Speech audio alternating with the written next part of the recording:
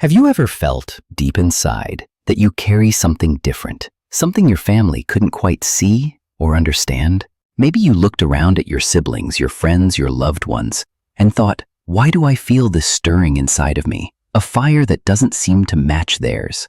That, my friend, is not a coincidence. It's not your imagination. It is divine appointment. The Bible tells us in Jeremiah 1:5, "Before I formed you in the womb, I knew you. Before you were born, I set you apart." Those words are not just ancient text. They are living truth spoken over your life. God Himself placed something within you that was never meant to blend in. He set you apart for a sacred purpose. Think about it. Have you noticed moments where you longed for truth while others chased approval? Times when your heart was heavy with things others never seemed to feel? That's because you were chosen to see what others overlook, to carry what others cannot. It's why your path feels different, even uncomfortable at times. Being chosen doesn't mean you're better than anyone else. It means God saw in you a willingness, a heart that would say yes when it mattered most. You are marked by heaven, not by accident, but by intention. So pause for a moment. Instead of asking why me, try asking why not me. What if this fire in your soul is the very sign that heaven's hand has been guiding you all along? This is not just your story. It is God's story through you. Have you ever wondered why you often feel out of place, even among the people you love the most? Why gatherings that bring others comfort sometimes leave you feeling like you don't quite belong? This sense of being different isn't the mistake. It is part of the preparation God has been shaping within you. The truth is, chosen ones rarely blend in. You were never meant to simply follow the crowd or fit neatly into the world's expectations. Instead, your journey has been designed to sharpen your spirit, to awaken you to a higher calling. That's why moments of loneliness, seasons of silence, and times of misunderstanding have followed you. They were never punishments. They were divine classrooms. The book of Exodus reminds us in 14 verse 14, "The Lord will fight for you. You need only to be still." When people misjudge you, when life feels heavy, when you are overlooked, remember, heaven has not forgotten you. God has been using those quiet, hidden seasons to strengthen your faith, to refine your discernment, and to prepare you for what others cannot see. Think back on your life, the storms you faced, the tears you shed, the times when no one understood what you carried. Didn't those moments change you? Didn't they deepen your faith even if you didn't realize it at the time? That was preparation. So instead of despising the silence, embrace it. Instead of resenting the loneliness, see it as training ground. Because every test, every trial, every misunderstanding was shaping you to stand firm in your calling. You were not built to blend in. You were set apart to endure, to grow, and to be ready for what heaven has entrusted to you. When God sets someone apart, He doesn't just give them blessings. He gives them responsibility. And often, that responsibility feels heavy, almost invisible to the people around you. If you've ever found yourself carrying the weight of your family in prayer, staying awake while others sleep, or feeling called to intercede when no one else notices, then you already know what it means to carry a spiritual mantle. Jesus said in Matthew 20:26, "Whoever wants to become great among you must be your servant." Being chosen doesn't mean standing above others. It means bowing lower, serving deeper, and loving harder. True spiritual authority is not about control. It is about sacrifice. It's waking up at midnight to pray when your family has no idea. It's choosing forgiveness when bitterness would be easier. It's speaking peace into a storm, even while your own heart is breaking. And yes, this often comes with misunderstanding. Your siblings may roll their eyes. Friends may call you too serious or too spiritual. People may never see the nights you cried quietly, asking God why the weight felt so heavy. But heaven saw. God trusted you with this responsibility, not because you were the strongest or the most qualified, but because your heart was willing. 1 Samuel 16:7 reminds us, "The Lord does not look at the things people look at. People look at the outward appearance, but the Lord looks at the heart." That's why you were chosen. not because of status or perfection, but because you said, "Yes, Lord, use me." So remember this: your hidden prayers, your unseen sacrifices, and your quiet obedience are not wasted. They are the very things holding the spiritual covering over your home. Every family carries patterns, cycles that seem to repeat from one generation to the next. It might be cycles of addiction, cycles of silence, cycles of brokenness or pain. And sometimes you've probably asked yourself, why do I feel the weight of things my family never talked about?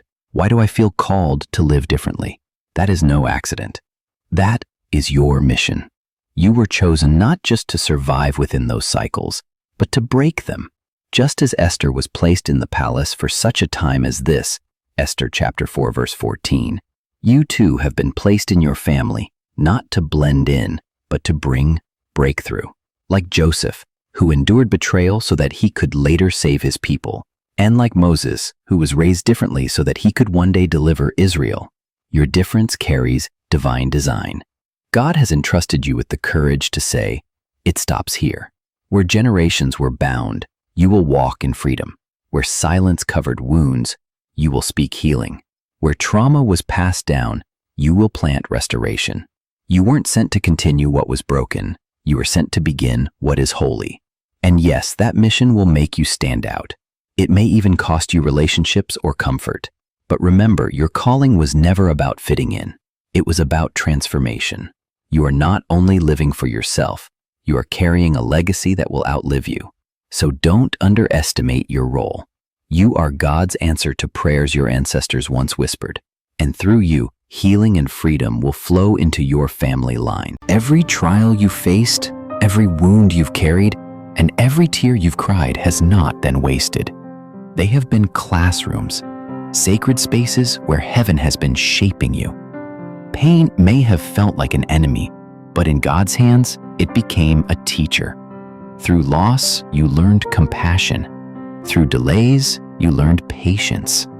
Through rejection, you discovered the unshakable truth that your worth comes from Him alone. Deposited 1 Peter 5:10 tells us, after you have suffered a little while, the God of all grace will Himself restore you and make you strong, firm, and steadfast. That's what your trials have been doing. They have been building strength into your spirit. You see, true proof of being chosen is not in how loud you can shout or how many people applaud you, but in your endurance, humility, and love. Those hidden qualities are what mark a chosen life. Ben, with perseverance comes reward. The first gift is peace, not the shallow kind that depends on circumstances, but deep peace that anchors you when storms rage. Then comes clarity. Your spiritual eyes open, your discernment sharpens, and you no longer fall for what once deceived you.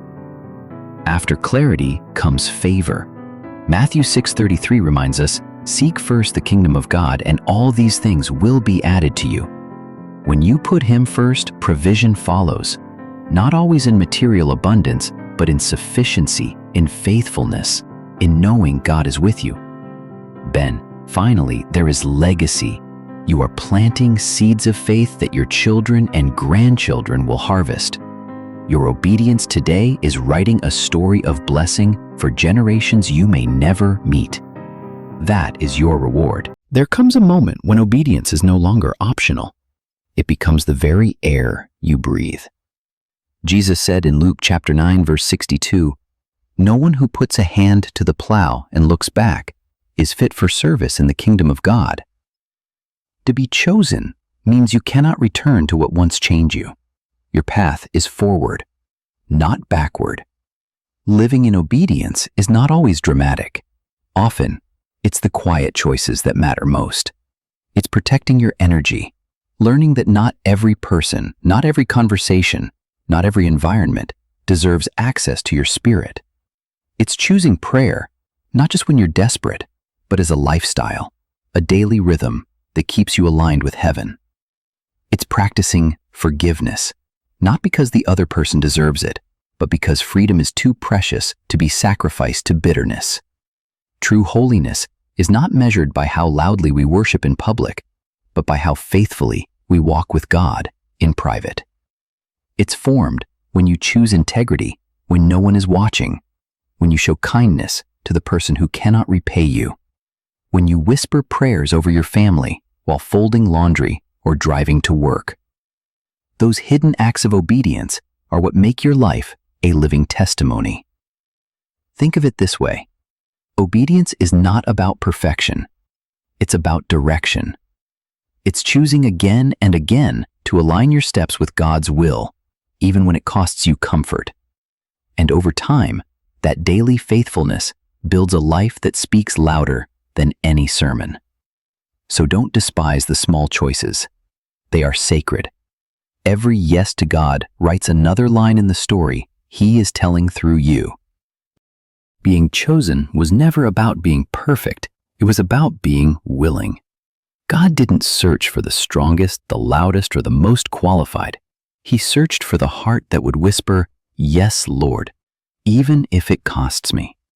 That is why your prayer life matters so much. Prayer is not just words. It is your declaration to heaven that you are willing, available, and surrendered. And in that place of surrender, we ask for what only God can give. We ask Him for peace, deep, anchoring peace that steadies us when life shakes everything else. We ask Him for clarity, that our eyes may see what is hidden, that our discernment will guard us from deception. We ask for grace, not only to endure, but to forgive, to love, and to keep moving forward even when the weight is heavy. We ask for authority to pray and see atmospheres shift, to speak life where there has been death.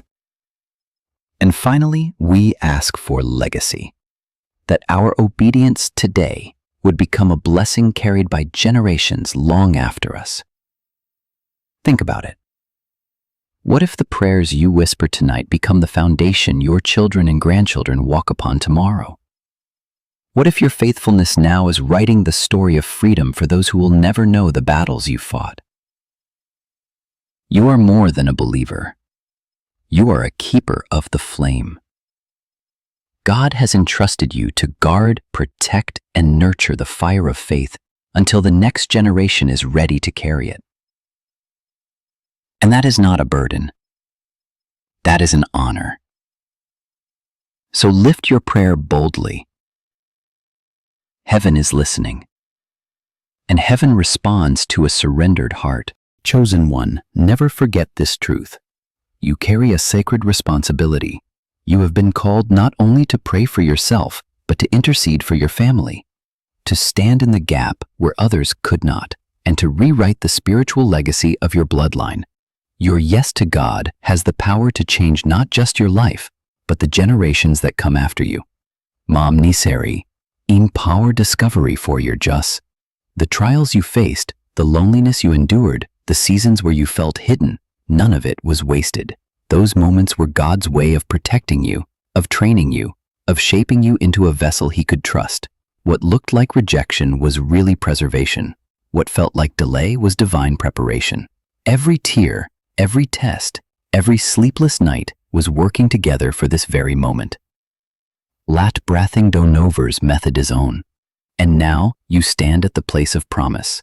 The reward of obedience is not always seen in material things. It is peace that surpasses understanding, clarity that cuts through confusion, grace that carries you, authority that shifts atmospheres, and a legacy that blesses generations. These are the treasures that no hand can steal because they were given by God Himself. Mami Seri, Imami Seri. So as you move forward, walk in obedience. Don't look back at what you left behind. Live with courage, even when the path is narrow. And let every ordinary moment, whether you're working, cooking, helping someone, or simply sitting in silence, become an act of worship. Empower discovery for yourself, in which where nowness started, because holiness isn't found only on stages or in crowds. It's found in daily faithfulness. And when you live this way, your life itself becomes a testimony that obedience to God is always worth the cost.